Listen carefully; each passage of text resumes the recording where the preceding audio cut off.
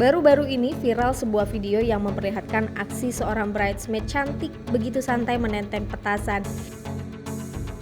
Video itu sendiri diunggah oleh akun TikTok @nulialatifana belum lama ini dan sudah disukai lebih dari 26.000 orang. Tampak dalam video itu, seorang wanita yang menjadi bridesmaid di sebuah acara pernikahan sama sekali tak ada rasa takut dan menenteng petasan. Dalam keadaan menyala dan meledak-ledak, wanita yang mengenakan kebaya warna krem dipadu-padankan dengan rok batik dan kacamata hitam ini sama sekali tak menunjukkan ketakutannya saat petasan itu meledak satu persatu di tangan sebelah kanannya. Wanita cantik ini justru begitu santai berjalan sembari menenteng petasan yang meledak di sebuah area perumahan. Bahkan tak tampak reaksi kaget pada wanita itu saat petasannya meledak.